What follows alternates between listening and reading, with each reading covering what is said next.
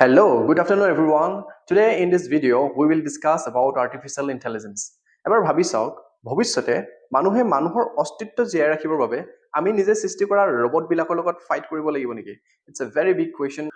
Since the very beginning of the human civilization on the bank of rivers, মানুহে যেতিয়া নেকি জংঘলৰ পৰা ওলাই সেই নদীৰ পাৰত স্থায়ীকে থাকিবলৈ লৈছিল, সেই তেতিয়াৰ পৰাই বৈজ্ঞানিক চিন্তাধাৰা নতুবা নতুন নতুন হাতিয়াৰ বা আমি মেচিন ক'ব পাৰোঁ তেনেকুৱা ধৰণৰ আৱিষ্কাৰ চলি আহিছে।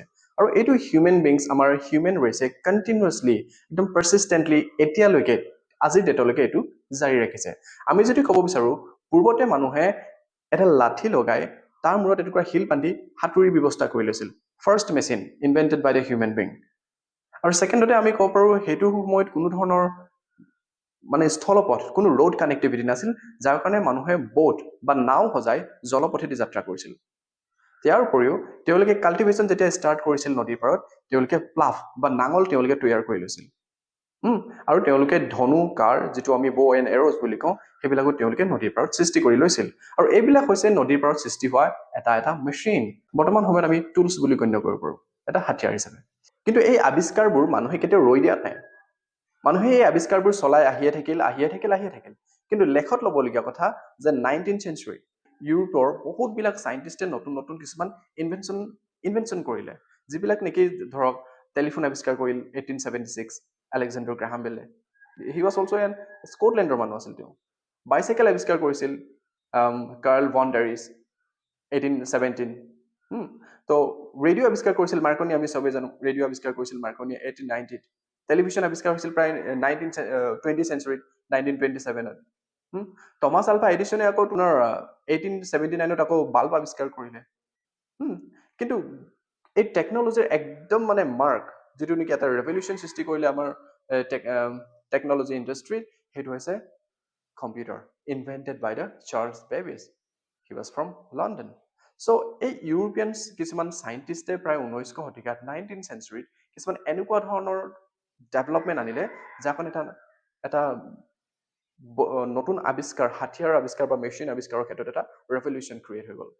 চ' ইমানলৈকে চব ঠিকেই আছিলে।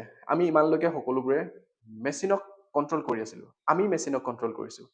বাট আল্ট্ৰা মডাৰ্ণ টেকনলজি এতিয়া ষ্টাৰ্ট হৈ গ'ল। Ultra modern technology meaning is that the most advance technology. যেনেকৈ আমি এতিয়া এনেকুৱা ধৰণৰ কিছুমান মেচিনছ আৱিষ্কাৰ হৈছে য'ত নেকি হিউমেন ফিলিংছবিলাক দেখা যায়, যেনেকৈ হিউমেনইড একজেক্টলি মানুহৰ নিচিনা ছেইম টু ছেইম। যদি আপুনি টাচ কৰে সিহঁতৰ স্কিনখন আমাৰ হিউমেনৰ স্কিনখন, then it will be difficult to differentiate কোনখন তোমাৰ অৰিজিনেল স্কিন হয়। চ' হিউমেনেড ৰবটছবিলাকে ইভেন হিউমেন ফিলিংছো ধৰিব পাৰে। আপোনাৰ ফেচিয়েল এক্সপ্ৰেছনছ তেওঁলোকে ধৰিব পাৰে। কিছুমান এনেকুৱা ফিমেল ৰবটছ আছে যিবিলাক exactly look like human beings. তাৰপিছত আমাৰ কিছুমান machines, suppose my brother work as a cookman and he will also' be replace by a machine. কাম নাই তাৰ, মেচিন এটা আহিব। My sister works as a floor cleaner, floor clean কৰে। That is her daily bread, but she will also be replaced by a machine.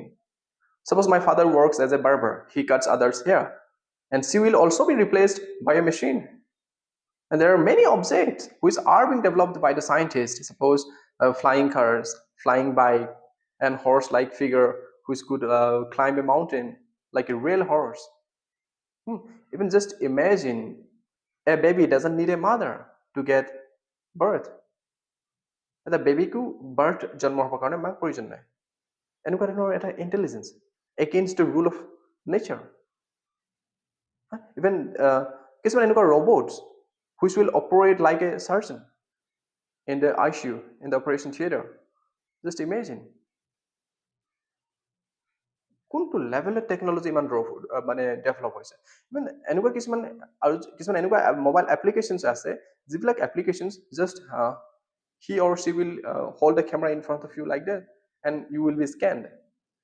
তুমি ভাবিবা যে I am wearing a piece of clothes, I am wearing shirts, I am wearing jackets, মোৰ বডিটো scan নহ'ব, কিন্তু scan, you will be scanned. Every part of your body will be disclosed. চব দেখা পোৱা যাব। কিমান ছ'চাইটিত কিমান ব্লেকমেইলিং হৈছে এইবিলাকৰ বাবে। ৱেষ্ট বেংগলৰ এটা ঘটনা যে you most probably heard this news, এটা বহুত বেয়া ঘটনা ঘটিছে।